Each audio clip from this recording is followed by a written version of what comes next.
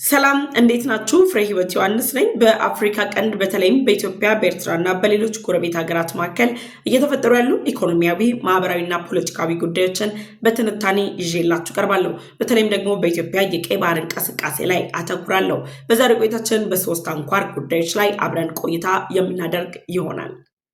የመጀመሪያው ቀዳሚ አጀንዳችን የሚሆነው በአፍሪካ ቀንድ ላይ የተለያዩ ሀያላን ሀገራት አሰላለፋቸውን እየለዩ ባሉበት በዚህ ወቅት ላይ የሳውዲ አረቢያ መንግስት እንዲሁም ደግሞ የተባበሩት አረብ ኤምሬት አሰላለፋቸው በሁለት የተለያየ ጎራ መሆኑ ተሰምቷል። የሳውዲ አረቢያ መንግስትና የተባበሩት አረብ ኤምሬትን አዲስ ውጥረት ውስጥ ሊከታቸው ይችላል የተባለ ኩነትም ከወደ ሱዳን ተከስቷል። በዚህ ኩነትም ግብፅና ኤርትራ የኢትዮጵያን የቀይ ባህር ጉዞ ለማስቆም እንዲሁም ደግሞ የኢትዮጵያን የውስጥ ሰላም ለማተራመስ መጠቀሚያ አድርገው የሚጠቀሙትን የሱዳን ጦር መሪ የሆኑት ጀነራል አልቡርሃንን በመደገፍ የሳውዲ አረቢያ መንግስት ተከስቷል። የሳውዲ አረቢያ መንግስት ለጀነራል አልቡርሃን የሚያደርገው ድጋፍም ዓለም አቀፍ የሚዲያ ተቋማትን ትኩረት አግኝቷል። ከዛም በተጨማሪ ደግሞ በከፍተኛ ሁኔታ የአየር የበላይነት የተወሰደበት ጀነራል አልቡርሃንን የአየር የበላይነቱን ለማስመለስና የአየር የበላይነቱን ለመውሰድ የሚያስችለውን አዲስ እርምጃ ሳውዲ አረቢያ ለመውሰድ መቃረቧን የሚገልጹ መረጃዎች እየወጡ ይገኛሉ። በዚህ ጉዳይ ላይ የተለያዩ መረጃዎች ወጥቷል። እኔም ደግሞ በዝርዝር ይዤላችሁ ቀርቤያለሁ። በዚህ የሳውዲ አረቢያ መንግስትና የተባበሩት አረብ ኤምሬትን በሁለት የተለያየ ክንፍ ያቆማቸው ጉዳይ ላይ ኢትዮጵያ ምን ላይ ትገኛለች የሚለውና ግብፅና ኤርትራ ይህንን አጋጣሚ በመጠቀም በኢትዮጵያ ላይ የሚያሴሩትና የሚዘረጉትን ወጥመድ በተመለከተ መረጃ አጠናክሬላችሁ ቀርቤያለሁ። ሁለተኛው አጀንዳችን የሚሆነው የኢትዮጵያን የቀይ ባህር እንቅስቃሴ እንደሆነ ኢትዮጵያ ለራስ ገዟ ሶማሊላንድ የሉዓላዊ ሀገርነት እውቅና ከተሰጠ በኋላ የበርበራ ወደብን በመጠቀም ወደ ቀይ ባህር ትቀላቀላለች ወይም ደግሞ የባህር ኃይሏን ማቋቋም ትችላለች የሚል ስጋት የፈጠረባት ጅቡቲ የተለያዩ እንቅስቃሴዎችን እያደረገች ባለችበት በዚህ ወቅት ላይ የራስ ገዟ ሶማሊላንድን የሉዓላዊ ሀገርነት እውቅና በይፋ ተቃውማ መግለጫ በማውጣት ከራስ ገዟ ሶማሊላንድ ጋር የመሰረተችውን የዲፕሎማሲ ግንኙነት ጭምር ባቋረጠችበት በዚህ ወቅት ላይ ከጅቡቲ ከፍተኛ የሚባለውን የህዝብ ቁጥር የሚሸፍን እንዲሁም ደግሞ የመሬት ይዞታንም የያዘው አካል በጅቡቲ መንግስት ላይ ተቃውሞን አሰምቶ ለራስ ገዟ ሶማሊላንድ የሉዓላዊ ሀገርነት እውቅና ሰጥቷል። ይህ እንቅስቃሴ ለጅቡቲው ፕሬዚዳንት ኦማር ጊሌ ያልተጠበቀ መርዶም ሆኖባቸዋል። ከወደ ጅቡቲ የተሰማው መረጃ ምንድነው? በዚህ ኢትዮጵያ ምንድነው የምታገኘው ጥቅም የሚለውን ጉዳይ ላይ ዝርዝር ዘገባ ይዤላቸዋለሁ። ሶስተኛውና የመጨረሻው አጀንዳችን የሚሆነው የኢትዮጵያን የውስጥ ሰላም ለማተራመስ ብሎም ደግሞ ኢትዮጵያን ከቀይ ባህር በማራቅ የተለያዩ እንቅስቃሴዎችን እያደረገ የሚገኘው የኤርትራው ፕሬዝዳንት ኢሳያስ አፈወርቂ በሁለት ግንባር ጦር ሊዘምትበት መሆኑን የተለያዩ መረጃዎች እየጠቀሱ ይገኛሉ።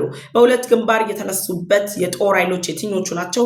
እነዚህ በአንድ ላይ የተጣመሩ ቡድኖችስ እነማን ናቸው? የሚለውን ጨምሮ በኤርትራ ላይ ዋነኛ አጀንዳ አድርገው እየተንቀሳቀሱበት የሚገኘው ጉዳይ ምንድነው በሚለው ላይ ዝርዝር መረጃን ይዤላችሁ መጥቻለሁ።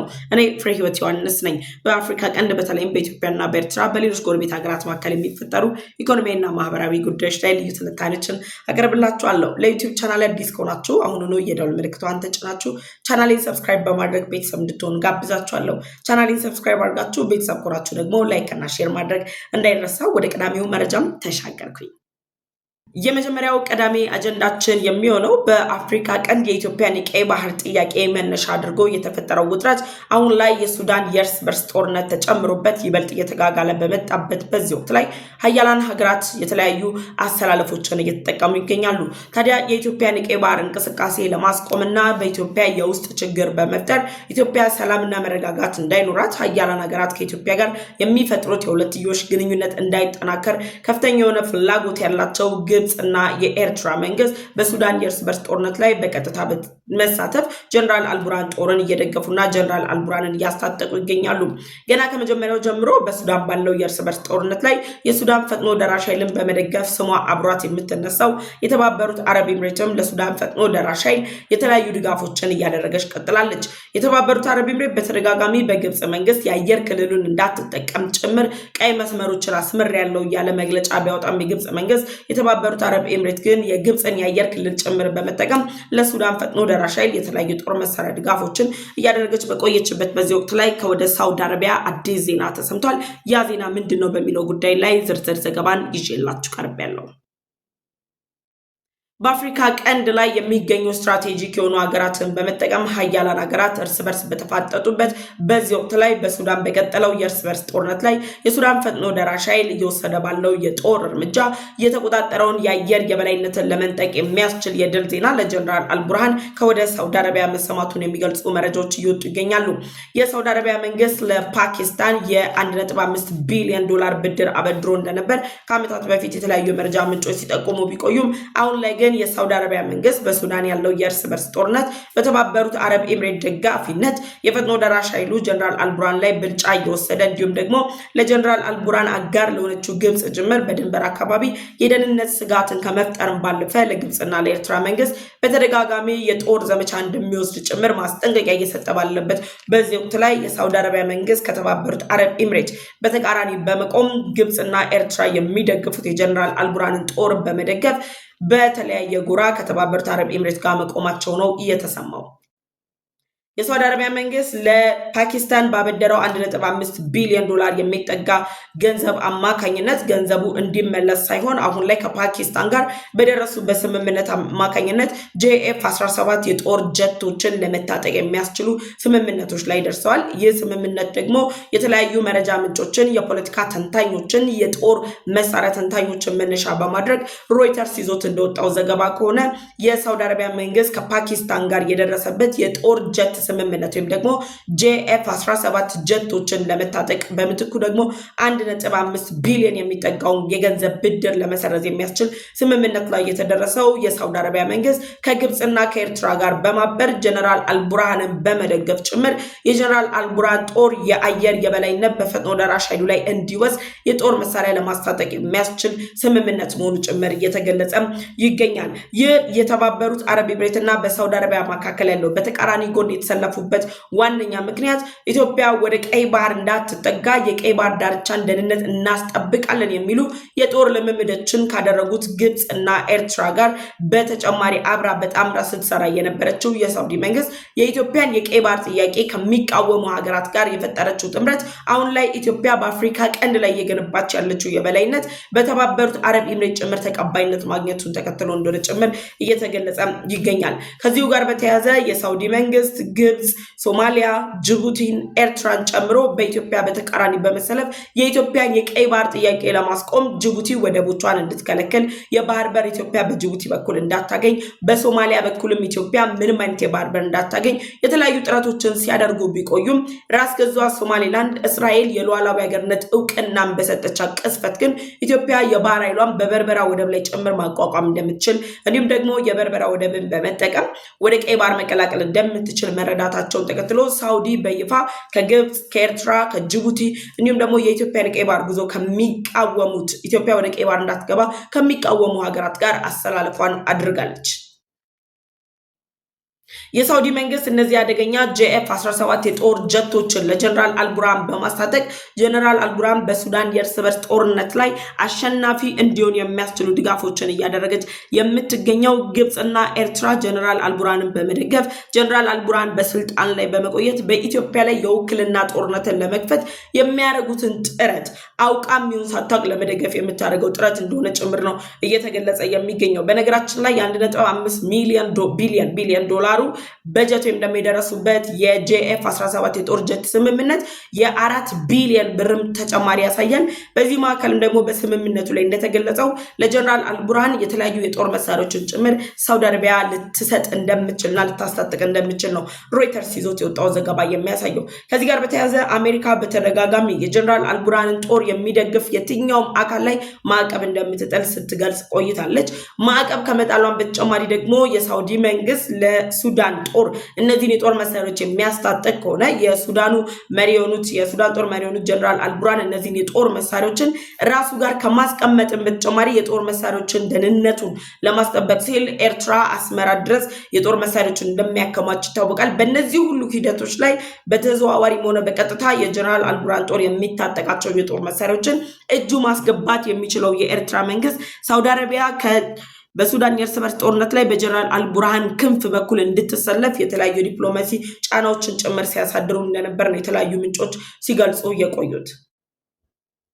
በነገራችን ላይ የሳውዲ አረቢያ መንግስት ከፓኪስታን ጋር የደረሰበትን የ1.5 ቢሊዮን የአሜሪካን ዶላር ስምምነት አሁን ላይ በመተው ጄኤፍ 17 የጦር ጀቶችን ለማስታጠቅ ዝግጅቱን የጀመረው እንግዲህ ከቀናት በፊት የኤርትራው ፕሬዝዳንት ኢሳያስ አፈወርቂም ሳውዲ አረቢያ ድረስ በመሄድ ውይይት ማድረጋቸው ይታወሳል።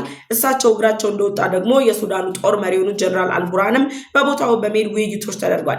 እነዚህ ውይይቶች በእነዚህ ሀገራት መካከል ያሉ የሁለትዮሽ ግንኙነቶችን ለማጠናከር የሚያስችሉ ጥምረቶች እንደነበሩ ጭምር ሲገለጽ ቆይቷል። ከዚሁ ጋር በተያያዘ የሳውዲ አረቢያ መንግስት ከኤርትራ መንግስት የቀረበለትን አሰብ ወደብ ላይ የልማት እንቅስቃሴን በተደጋጋሚ ውድቅ ማድረጉ የሚታወስ ነው። ነገር ግን አሁን ግን ባለው የሱዳን የእርስ በርስ ጦርነት ላይ በሱዳን አቅጣጫ ላይ ያሉ ስትራቴጂካዊ ቦታዎችን ለመቆጣጠር እና በተባበሩት አረብ ኤምሬት ላይ የበላይነቷን ማስጠበቅ የምትፈልገው የሳውዲ አረቢያ መንግስት አሁን ላይ ለሱዳን ጦር ለጀነራል አልቡርሃን ጦር እንግዲህ እነዚህን አደገኛ ጀቶችን ለማስታጠቅ የሚያስችሉ ስምምነቶችን በሚስጥራዊ መንገድ እንዳደረገች ጭምር ነው የተገለጸው። ከዚህ ጋር ተያይዞ የተባበሩት አረብ ኤምሬት አሁን ላይ ምን ላይ ነው የምትገኘው ከተባለ የተባበሩት አረብ ኤምሬት በአፍሪካ ቀንድ ከሚገኙ ሀገራት በሱዳን የእርስ በርስ ጦርነት ላይ በገለልተኝነት የቆመችና የጦርነት እንዲቆም አሁንም ጭምር ጥያቄ እያቀረበችው ካለችው ኢትዮጵያ ጋር የሁለትዮሽ ግንኙነቷን አጠናክራለች። ከዛም በተጨማሪ እነ ኤርትራ እነ ሱዳን እና ግብጽ በጋራ በመጣመር ሆኖ የጦርነት እንዲቀጥል እያደረጉት ያሉትን እንቅስቃሴ ኢትዮጵያ በገለልተኝነት እየተከታተለች መሆኗን ተከትሎ እነ ግብጽ እና ኤርትራ በተደጋጋሚ ኢትዮጵያ የተባበሩት አረብ ኤምሬትን ተልዕኮ በመቀበል የሱዳን ፈጥኖ ደራሽ ኃይልን እየደገፈች ነው የሚሉ ሐሰተኛ ፕሮፓጋንዳዎችን ጭምር በአልጀዝራ የሚዲያ ተቋም ላይ ሲያሰራጩና ሲያስተላልፉ ቆይቷል። እነዚህ ሁሉ ውጥረቶች የሚያሳዩት የተባበሩት አረብ ኤምሬት ለኢትዮጵያ እያደረገች ያለችው ድጋፍ ኢትዮጵያ አሁን ላይ የሉዓላዊ ሀገርነት እውቅና በተሰጣት በራስ ገዟ ሶማሌላንድ ላይ የባህር ኃይሏን ወይም ደግሞ የባህር በር የማግኘት እድሏ መስፋቱን ተከትሎ የሳውዲ መንግስት በአፍሪካ ቀንድ ላይ አዲስ ተዋናይ እንዲሆንና አዲስ የአሰላለፍን ለመፍጠር የሚያደርጉትን እንቅስቃሴ እንዲያጠናክርላቸው አጋራቸው ለማድረግ የሚያስችላቸው መሆኑን ተነግሯል።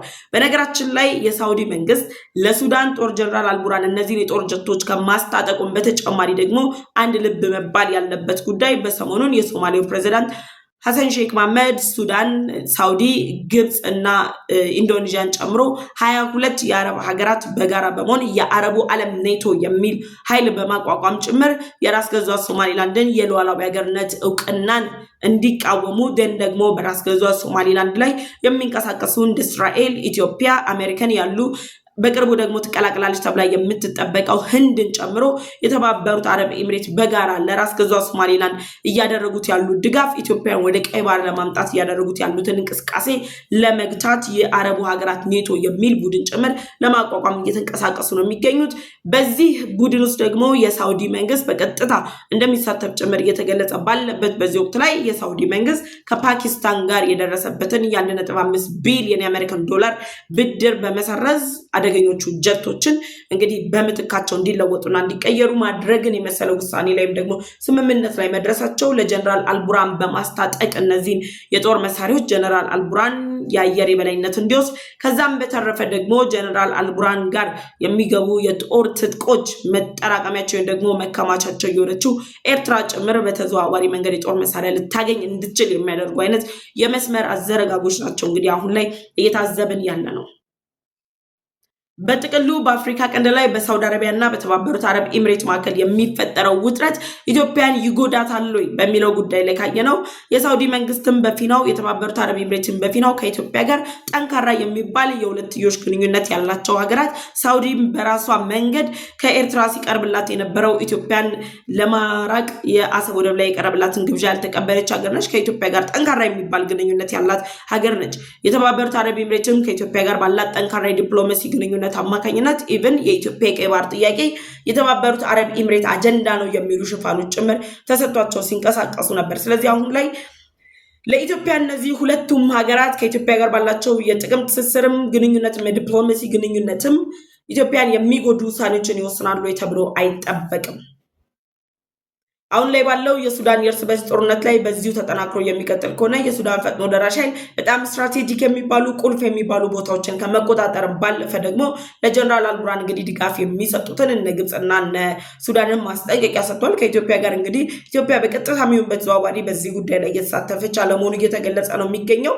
ሱዳንና ግብጽ ግን ኢትዮጵያን ለማሳተፍና እንዲሁም ደግሞ በኢትዮጵያ ላይ የውስጥ ሰላምን ለመበጥበጥ በሚያደርጉት ጥረት የአርሚ ሰባን የመሰሉ ሌሎች ደግሞ የድሮን ኮማንዶ ብለው ቅርብ ጊዜ የህዋት የጦር ኃይሎችን ጭምር እዛው ሲያሰለጥኑም ቆይተዋል። እነዚህ ሂደቶች እንግዲህ ተደማምረው ኢትዮጵያን የጉዳዩ ባለቤት ለማድረግ የሚደረጉ ጥረቶች ባልተሳኩበት በዚህ ወቅት ላይ ነው ሳውዲ አረቢያ ለጀነራል አልቡርሃን እንግዲህ አደገኛ ጀቶችን በማስታጠቅ በሱዳን የእርስ በርስ ጦርነት ላይ እንግዲህ አዲስ ተዋናይ ሆና በፊትም ነበረች። ነገር ግን በይፋ ተዋናይ መሆኗን አረጋግጣ ልትገለጥ ከጫፍ መቅረቧ ጭምር እየተገለጸ ነው የሚገኘው። ሮይተርስ ያወጣውን ዘገባ ሙሉን እንድትከታተሉት ጋብዛችኋለሁ።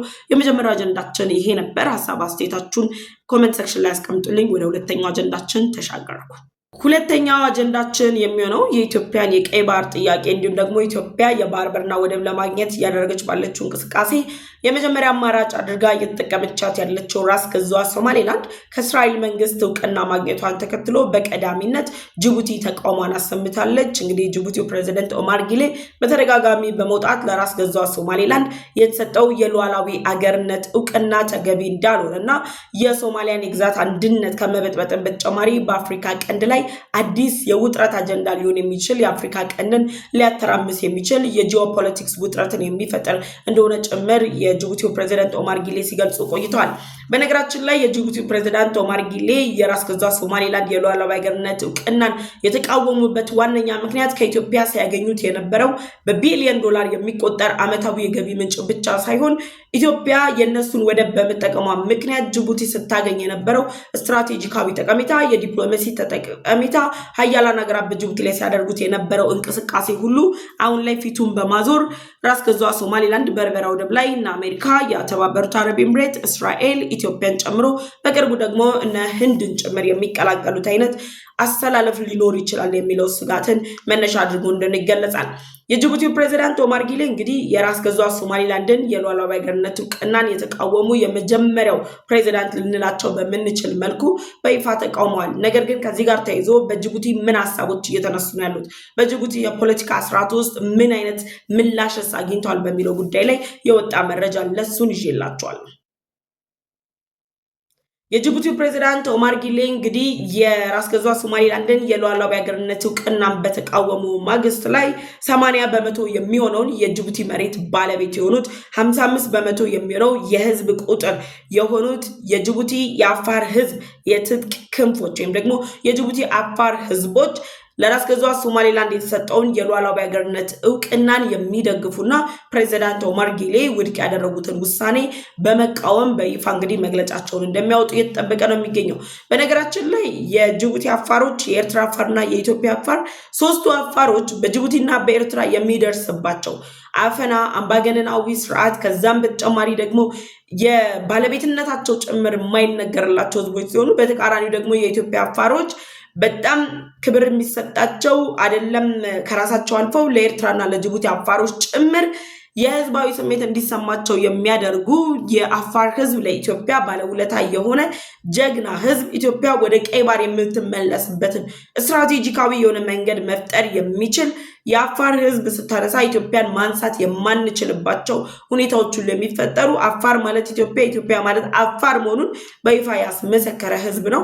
በተቃራኒው በኤርትራና በጅቡቲ ግን ስናየው በጭቆና የሚኖሩ ናቸው። ከዛም ባለፈ ሰብአዊና ዲሞክራሲያዊ መብታቸው ተጥሶ የፖለቲካ ተሳትፎ ሳይኖራቸው የኢኮኖሚ ተሳትፎ ሳይኖራቸው የሚገኙ ህዝቦች ናቸው። በተደጋጋሚ እነዚህ በሶስት አቅጣጫ ያሉ የአፋር ህዝቦች በጋራ ለመዋሃድ በጋራ መብታቸውን ለማስከበር ጭምር እንቅስቃሴዎችን ሲያደርጉ እንደነበርም ሲነገር ቆይቷል። ከዚሁ ጋር ተያይዞ እንግዲህ 80% የሚሆነውን የጅቡቲ መሬት ባለቤት የሆኑት የጅቡቲ አፋር ህዝቦች 55% የሚሆነው የጅቡቲ ህዝብ ላይ የህዝብ ቁጥራቸው የነሱ ከፍተኛ የሆኑ ምናልባት በጅቡቲ መንግስት እንቅስቃሴ ላይ በጅቡቲው ፕሬዝዳንት ኦማር ጊሌ ላይ አሁን እነሱ እያራመዱት ያሉት የመፈንቅለ መንግስት እርምጃ እንኳን እውን ሆኖ ቢሳካላቸው የጅቡቲ አፋር ህዝቦች መላው ጅቡቲን መቆጣጠር የሚችሉ የፖለቲካ የበላይነትን መውሰድ የሚችሉ ኢኮኖሚካል የበላይነት መውሰድ የሚችሉ ኃይሎች ናቸው።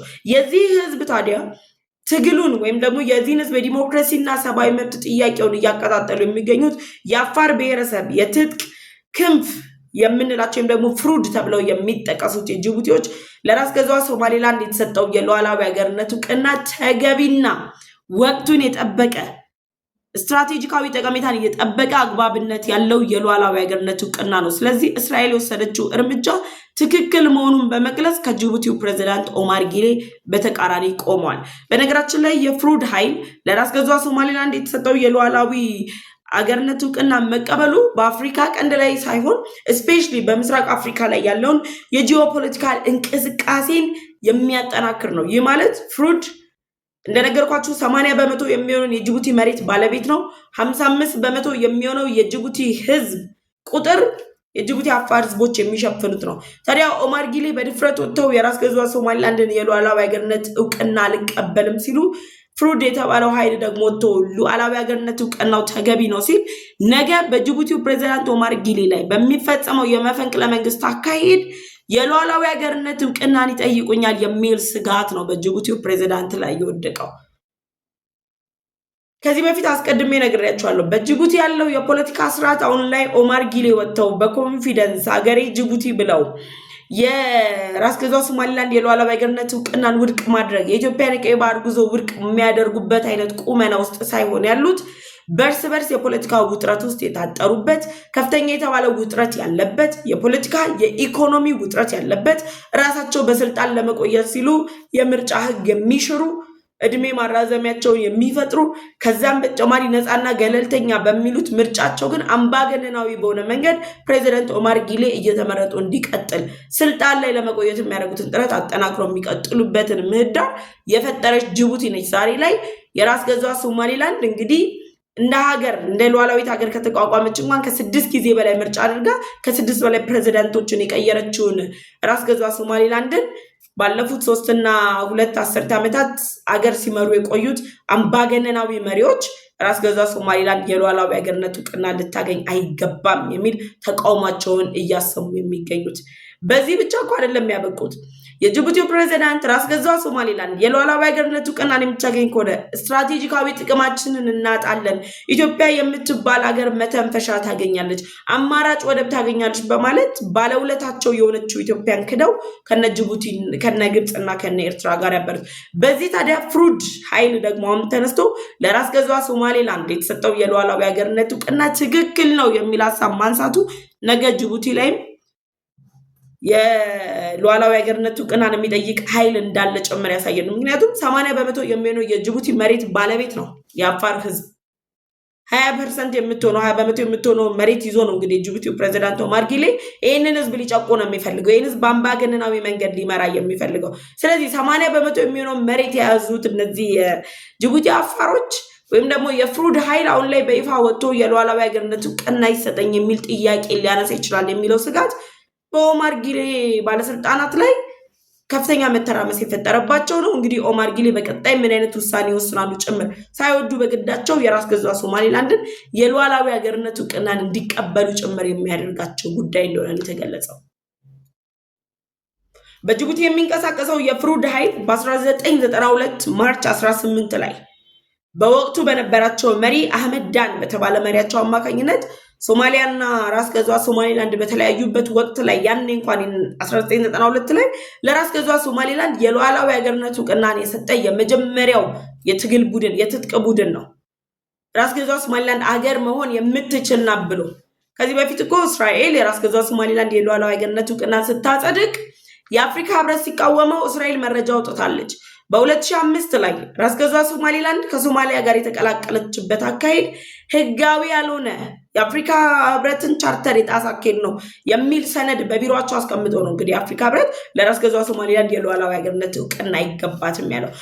ፍሩድ ደግሞ በ1992 ማርች 18 ላይ ለራስ ገዟ ሶማሊላንድ የሰጠውን የሉዓላዊ ሀገርነት እውቅና ዛሬ እስራኤል ስትሰጥ፣ ዛሬ እና አሜሪካ ሊሰጡ ሲጠበቁ፣ ህንድ ትሰጣለች ተብላ ስትጠበቅ፣ ኢትዮጵያ ልትሰጥ ነው ተብሎ ሲጠበቅ፣ ሌሎች ሀገራትም ይህንን እውቅና ይሰጣሉ ተብሎ እየተጠበቁ ባለበት በዚህ ወቅት ላይ አንዳንዶቹ ደግሞ ኦፊሻል ባልሆነ ሪኮግናይዝ ባደረጓት በዚህ ወቅት ላይ የራስ ገዟ ሶማሊላንድ የሉዓላዊ ሀገርነት እውቅና አግባብነት ያለው ተቀባይነት ያለው እውቅና ነው ብለው የጅቡቲው ፕሬዝዳንት ኦማር ጊሌን በመቃወም የቆሙት። እንግዲህ እነሱ እንደሚሉት ከሆነ ኦማር ጊሌ ላይ አምባገነናዊ ስርዓት ስላለ በጅቡቲ መብታችን እየተከበረ ስላልሆነ ጅቡቲ በቀኝ ግዛት የገዛ ስለሆነ ኦማር ጊሌ የመፈንቅለ መንግስት እርምጃ ጭምር ወስደን የጅቡቲው ፕሬዝዳንት ኦማር ጊሌን ከስልጣን ልናስወግደው ይገባል፣ ጅቡቲ ዲሞክራሲ የሚያስፈልጋት ሀገር ነች በሚል ደረጃ እንግዲህ ፍሩድ የተባለው ኃይል እየተንቀሳቀሰ ይገኛል። ፍሩድ የራስ ገዟ ሶማሊላንድን የሉዓላዊ ሀገርነት እውቅናን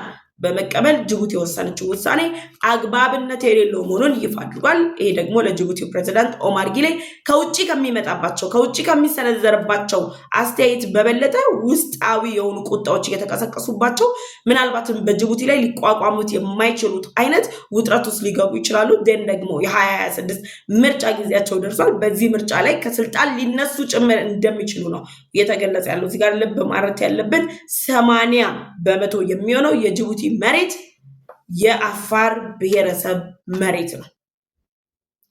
55% የሚሆነው ህዝብ ቁጥር ራሱ የአፋር ህዝብ ነው። ስለዚህ የጅቡቲው ፕሬዝዳንት ኦማር ጊሌ የማይወጡበት አጣብቂኝ ውስጥ ገብተዋል። ሳይወዱ በግዳቸው የራስ ገዟ ሶማሊላንድን የሉዓላዊ ሀገርነት እውቅና መቀበል ብቻ ሳይሆን ከግብፅና ከኤርትራ ጋር በማበር ኢትዮጵያ ላይ የከፈቱትን ዘመቻ አሁን ላይ የሚያቆሙበት ጊዜ ደርሷል። በዚህ ጉዳይ ላይ ሀሳብ አስተያየታችሁን ኮሜንት ሴክሽን ላይ ያስቀምጡልኝ። ወደ ሶስተኛውና የመጨረሻው አጀንዳችን ተሻገርኩ። የመጨረሻውና ሶስተኛው አጀንዳችን እንግዲህ በኢትዮጵያ ላይ የግጭት አጀንዳ እያሰራጩ የሚገኙት ኢትዮጵያ ላይ የተለያዩ ተቃውሞ እያሰሙ የሚገኙት ኢትዮጵያን ከቀይ ባህር እናስቀራታለን ወይም ደግሞ ኢትዮጵያን እናተራምሳታለን እያሉ የሚገኙት የአፍሪካ ቀንድ ሀገራት በጣም በሚገርም ሁኔታ ውስጣዊ ኃይሎቻቸው እየተነቃቁባቸው ውስጣዊ ኃይሎቻቸው የመፈንቅለ መንግስት ለመውሰድ የሚያስችል እርምጃዎቻቸውን እያጠናከሩባቸው መሆኑን የሚገልጹ የተለያዩ መረጃዎች እየወጡ ይገኛሉ። ከወደ ኤርትራ አንድ መረጃ ተሰምቷል። የሚሆነው የኤርትራው ፕሬዝዳንት ኢሳያስ አፈወርቂ ባለፉት 3 አስርት ዓመታት በአምባገነናዊ ስርዓት ዲሞክራሲያዊና ሰብአዊ መብታቸውን እየጨቆነ በፖለቲካ ሳያሳትፏቸው ቆይተው በተለያዩ እንቅስቃሴዎች ከኤርትራ ተገለው የቆዩት እንግዲህ የቀይ ባህር አፋር ህዝቦች አሁን ላይ በሁለት ግንባር በኤርትራው ፕሬዝዳንት ኢሳያስ አፈወርቂ ላይ የመፈንቅለ መንግስት እርምጃ ለመውሰድ የሚያስችላቸውን እንቅስቃሴ እንደጀመሩ ጭምር የሚገልጽ መረጃ ይፋ ወጥቷል። በኤርትራው ፕሬዝዳንት ኢሳያስ አፈወርቂ በተቃራኒ የቆሙት ኃይሎች እነማን ናቸው ካልን የመጀመሪያው የሚሆነው የኤርትራ አፋር ብሔራዊ ጉባኤ ሲሆን ሁለተኛው ደግሞ ቀይ ባህር አፋሮች ዲሞክራሲያዊ ፓርቲ የተባሉ እነዚህ ሁለት ኃይሎች በሁለት ግንባር እንግዲህ የኤርትራው ፕሬዝዳንት ኢሳያስ አፈወርቂ ላይ እርምጃ ለመውሰድና የሐሳብ ልዩነት ቢኖርንም የተለያዩ አጀንዳዎች ቢኖሩንም በጋራ የማያስማሙ ሐሳቦች ቢኖሩንም ነገር ግን በኤርትራ ያለው መንግስት አምባገነናዊ ስርዓትን ማፍረስና ኤርትራን ወደ ዲሞክራሲያዊ አካሄድ መቀየር የሁላችንም ኃላፊነት ነው፣ የጋራ ግባችን ነው በማለት ጭምር የኤርትራው ፕሬዝዳንት ኢሳያስ አፈወርቂ ላይ የመፈንቅለ መንግስት እርምጃ ለመውሰድ አምባገነናዊ ስርዓትን ለመሻር ዲሞክራሲያዊ የሆነ መንግስትን በኤርትራ ላይ ለመገንባት የሚያስችላቸውን ጥምረት ፈጥረዋል።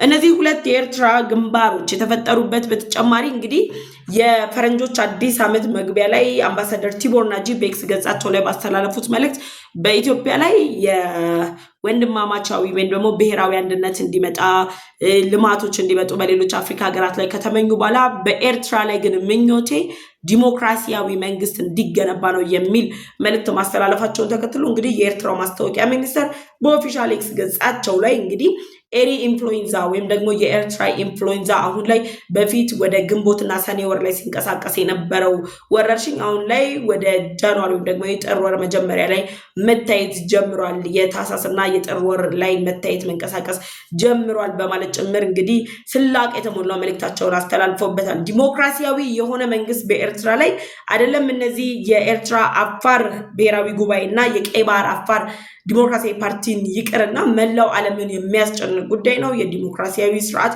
በኤርትራ ላይ ያስፈልጋል የሚሉ ሀሳቦች የሚነሱበት ጉዳይ ነው። ኤርትራውያን እንግዲህ አይታችሁ ከሆነ በተለያዩ ዓለም የሚገኙ ኤርትራውያን ለሀገራቸው ያላቸው ፍቅር በጣም የሚደነቅ ነው። ነገር ግን መንግስታቸው ዲሞክራሲያዊ አለመሆኑን ደግሞ በይፋ የሚገልጹ በአምባገነናዊ ስርዓት ህዝባቸው የተጨቆነ መሆኑን የሚገልጹ ኤርትራውያንም ቁጥራቸው ከፍተኛ ነው።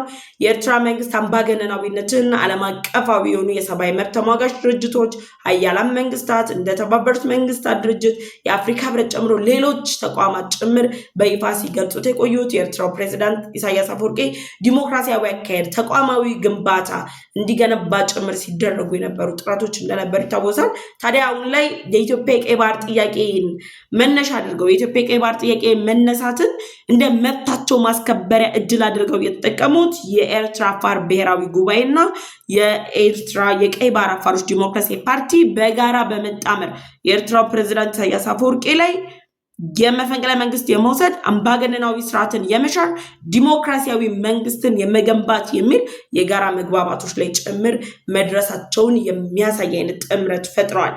ከዛ ውጪ የአፋር ህዝብን ፍላጎት ማሳካት የጋራ እቅዳቸው ነው። የመጀመሪያ እቅዳቸው መፈንቅለ መንግስት መፈጸም፣ ኤርትራ ላይ ዲሞክራሲያዊ ስርዓትን መገንባት ሲሆን ሁለተኛው ደግሞ የአፋር ህዝብን ህልም ማሳካት፣ የአፋር ህዝብ መብቱ ተከብሮለት የቀይ ባህር ዳርቻን ጨምሮ በኢኮኖሚው እና ፖለቲክሱ በሁሉም ነገር ላይ በቀጥታ መሳተፍ የሚችልበትን እድል የሚያገኙበትን ምህዳር የመፍጠር ህልም ስላላቸው በኤርትራው ፕሬዝዳንት ኢሳያስ አፈወርቂ ላይ የጋራ ግብ የጋራ አቋም ይዘው እንግዲህ የተለያዩ እንቅስቃሴዎችን ለማድረግ የሚያስችላቸውን ጉዞ ጀምረዋል።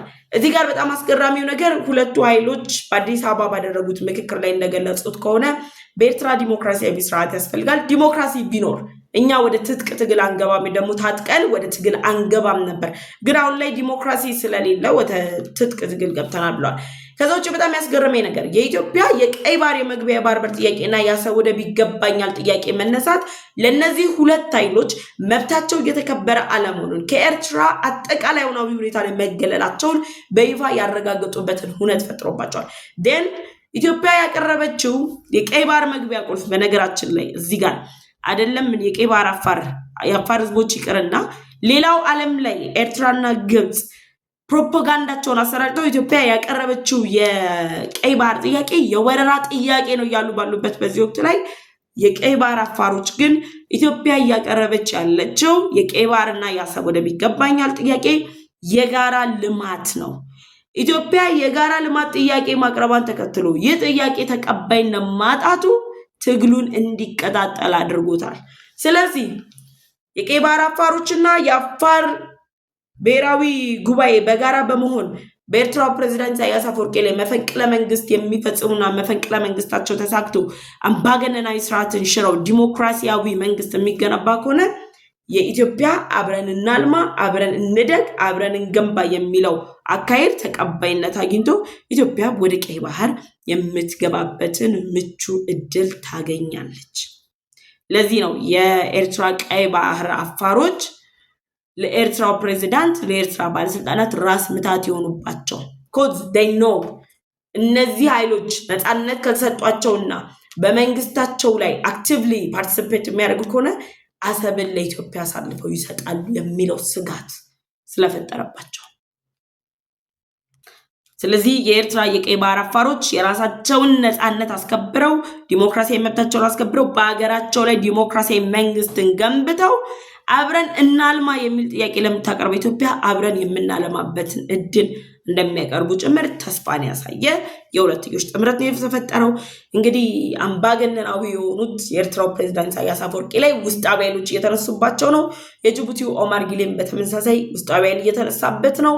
ግብጽ ላይም ከህዝብ ከፖለቲካ ፓርቲዎች ጭምር ፕሬዝዳንት አብዱል ፈታህ አልሲሲ እየተገፉ ነው ያሉት። የሱዳን የእርስ በርስ ጦርነት ደግሞ ጀነራል አልቡርሃን የበላይነት እየተወሰደባቸው ነው። ስለዚህ በሁሉም አቅጣጫ ያሉ የኢትዮጵያ ጠላቶች አሁን ላይ መዳከም ውስጥ ነው ያሉት።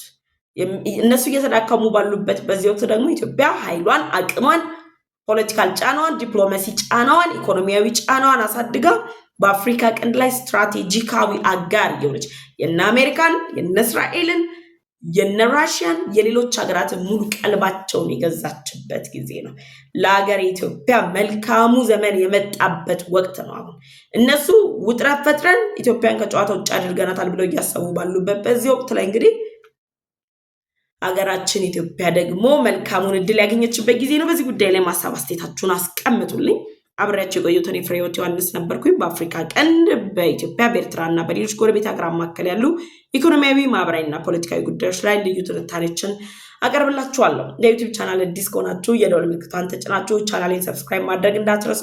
ቻናሌን ሰብስክራይብ ካደረጋችሁ ቪዲዮ ላይክ እና ሼር በማድረግ ለወዳጅ ዘመዶቻችሁ እንድታጋሩ ጋበዝኳችሁ። በቀጣይ በሌሎች መረጃዎች እስከምንገናኝ ድረስ ቸር ቆዩ።